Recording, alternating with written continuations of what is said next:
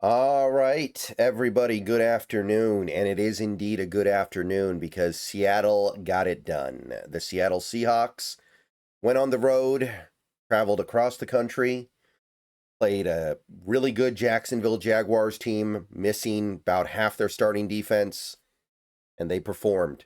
They performed, and one thing that I said in that pregame video that I made yesterday morning, was that Mike Macdonald needed to earn his money this week because you weren't going to stop Jacksonville without a superlative performance from your defensive play caller and head coach, given all the injuries this team had. And that is exactly what we got today. Seahawks 20, Jaguars 12. Big performance, big win. Needed it. Let's take 60 seconds to talk about Sleeper. All right, guys, let's take a minute so I can tell you guys about Sleeper. I'll tell you a little secret as well. It's more than just a platform for fantasy leagues. This year, millions of users have enjoyed playing fantasy sports on Sleeper, but there's so much more to it.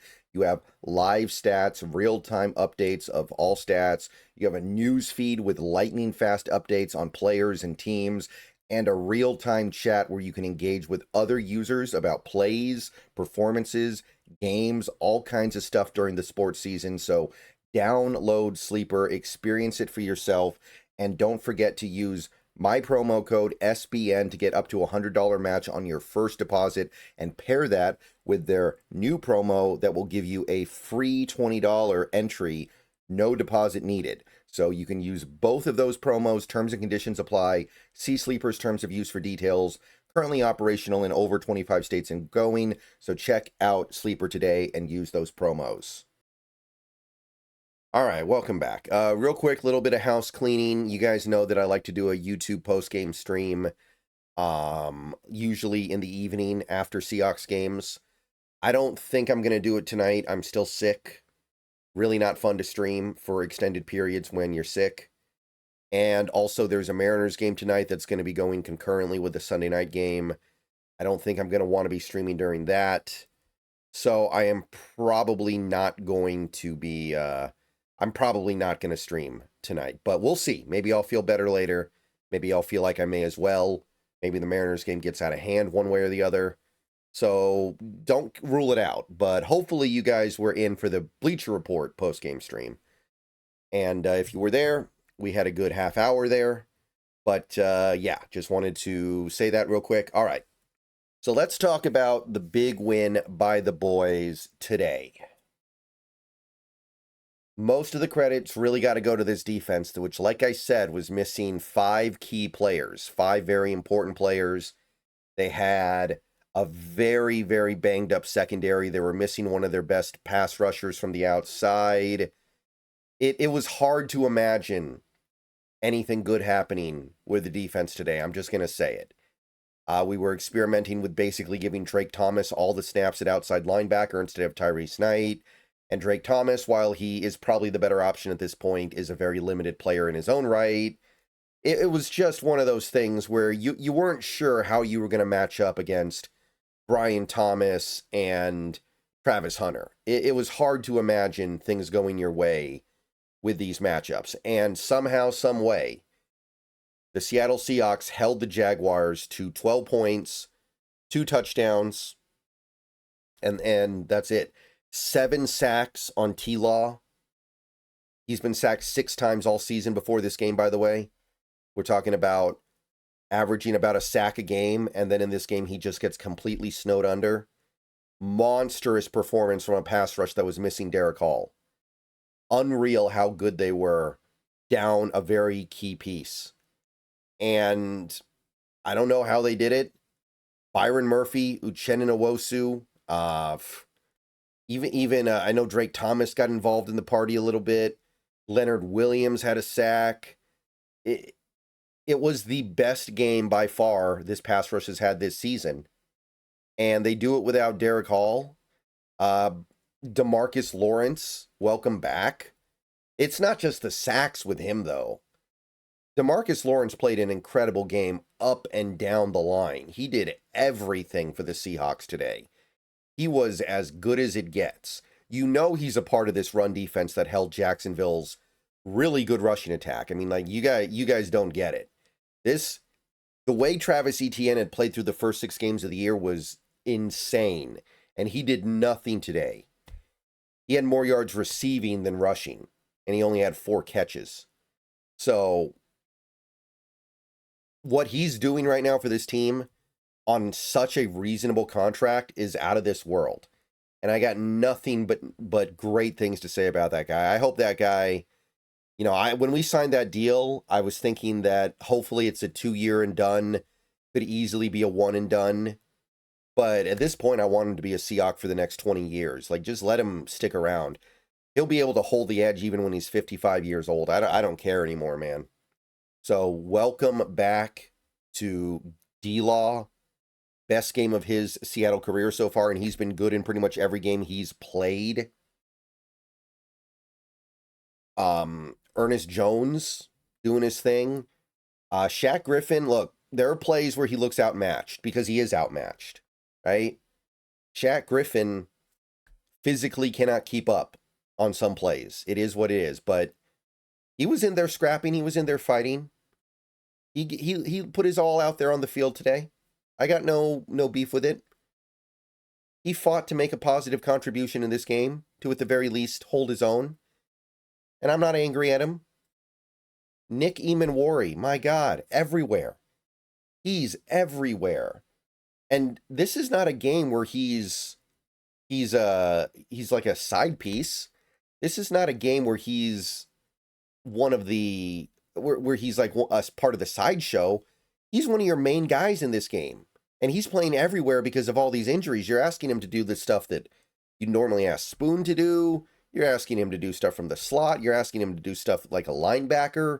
You're asking him to blitz, and he's doing it all. I think he missed 1 tackle on Travis Hunter in this game, and other than that, that was the Nick Eamon-Wari experience, man. I was so over the moon thrilled with what we got out of Nick Eamon-Wari, and when we drafted that guy, I got the sense that he would be a fan favorite. Yeah, he's going to be a fan favorite. Like, I don't know if he'll ever be like the best safety in the league or anything like that. There are a couple of physical limitations with him, like change of direction stuff, but he is so fun. I love having that guy around. I am so happy to see what looks like his best case scenario playing out so far in the NFL. Really, really awesome stuff. And yeah, what else can be said? Jarran Reed, that one play where he pushes a double team right into T-Law's face. Yeah, that's not just a role player, man. That's something beyond just being a role player that I didn't know if we were going to get at Jarran Reed's advanced age, but he can still do it. I know he got banged up at the end of this game. I hope he's okay. And honestly, when you think about it, excuse me, a lot of the big plays that Jacksonville had in this game were on the guys who were only out there because it's an emergency. Like guys like Ty Okada. Okada was really bad in this game, but Okada shouldn't be out there. So what can you really say? Yeah, Okada's going to look bad when you keep putting him out there as a starter over and over and over and over again. That's how this works. He's not good enough to hang with the best the NFL has to offer. So whatever. Josh Jobe. He was terrible in this game too. Josh Jobe had a terrible game. But we're learning the hard way that he just cannot hang from game to game. And look, as hard as I've been on Reek Woolen so far this year, or Tariq Woolen, or whatever he wants to be called now, and I've been hard on him for a reason, as much as I have not been a fan of what he's done, we've learned the hard way he is still a lot better than anybody else we can put out there. Guys like Josh Jobe, Darion Kendrick, they don't have it. They don't have the gas, man. They don't have the juice. So once we get Woolen and Witherspoon back and then we get Love back, somebody like a Josh Jobe is probably going to be used sparingly. Guys like Darion Kendrick are probably going to hit the bench permanently. And imagine what this defense can be then. What can this defense be when we replace guys like that who just cannot hang?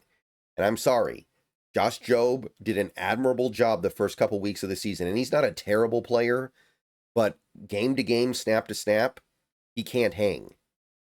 So get those guys off the field, put them into part-time roles, get your actually high-end talented players back, the guys who are really, really good, and you might have something really special here. So huge shout out to the defense, mostly Mike Macdonald, because he cooked something up this week. We sent more blitzes, we were more aggressive, and it worked. After what happened last week, we needed that, and we got it. Now, as far as the offense goes, Sam Darnold was good.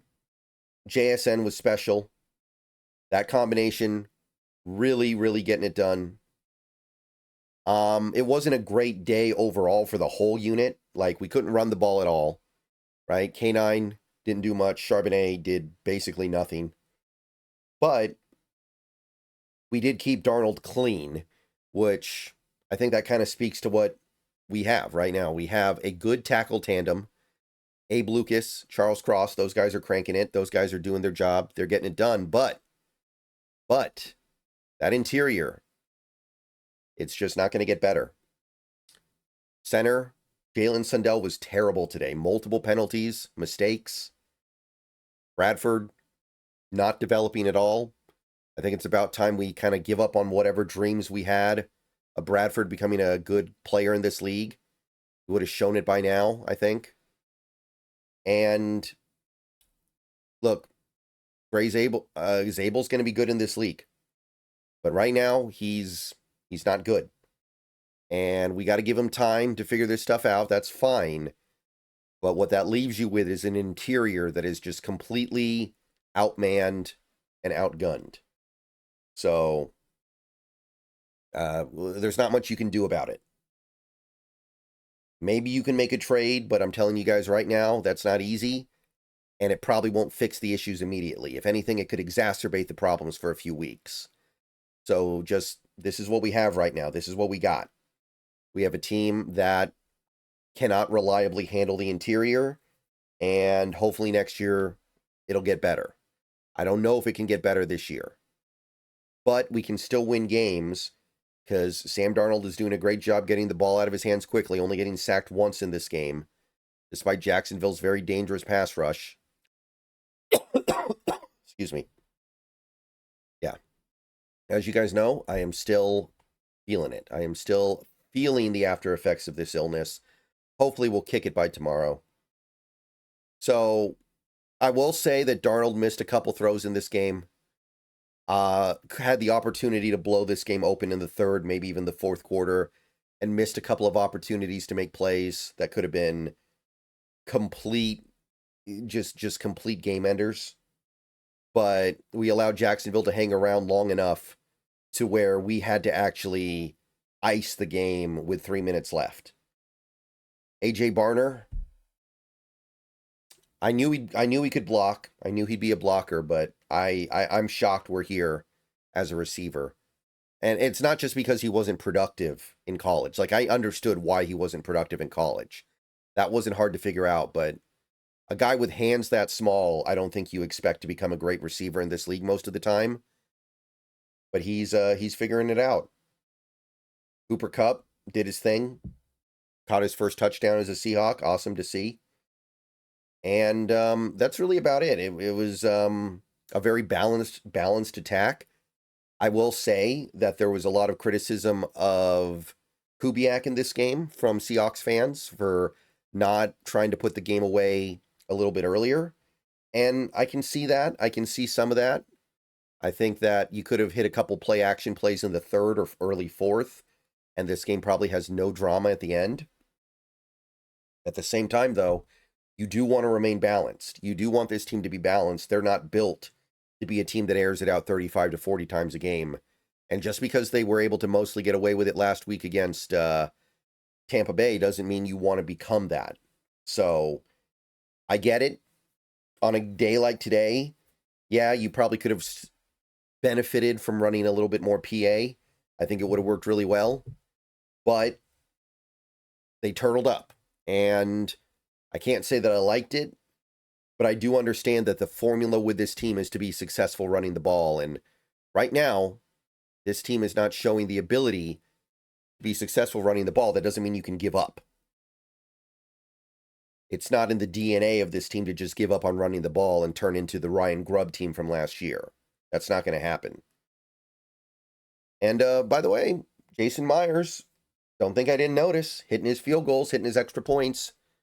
People were down on him after last week, justifiably so, but this week, yeah, it took care of business. So happy about that too. Very sloppy game in general. That's one thing that I would say if I was to criticize anything on the Macdonald front. After last week where the Seahawks were very highly penalized, I was hoping that this week they would clean that up. Not really. They had like 7 penalties called on them. Now, Jacksonville had it worse. Jacksonville had 10. So we still won the penalty battle. Would have been nice to actually clean things up a little bit. We had a 12 men on the field call. We had a 13 men on the field call. Partially probably because we have a lot of backups playing right now and they don't know when they're supposed to be on the field. But 13 men on the field is just embarrassing, guys. Like, come on. Come on. All right. Great game, though. Great game. We needed it, and we got it. And look, the circumstances and the situation definitely had a lot to do with it, right? We're talking about a Jacksonville team coming off that big win in Kansas City, or not in Kansas City, but against Kansas City 6 days ago, and then Seattle coming off the loss. But I still wasn't sure they were going to be able to do it. And they didn't just win today. They looked like the better team. I know Jacksonville made a lot of mistakes. I still say Seattle looked like the better team. I still say Seattle looked like they look like at least a partial contender right now. Maybe not a full-on contender. I'm still not there yet. I maybe would have been if we had won last week. But that was legit. We went toe-to-toe with Jacksonville in their house and won. And I was a little bit critical of some areas of this team after last week, but I think that, you know, it is the sign of a nuanced and capable mind that you can compartmentalize from week to week, and today was really good. So, I'm going to go ahead and get this video uploaded, then I'm probably going to try to sleep, try to get ready for this Mariners game tonight. Everybody have a good rest of your day. How'd you feel about this one? Go Hawks. Big shout out to Macdonald. He made good on his promise. All right. See you guys later. Go Hawks.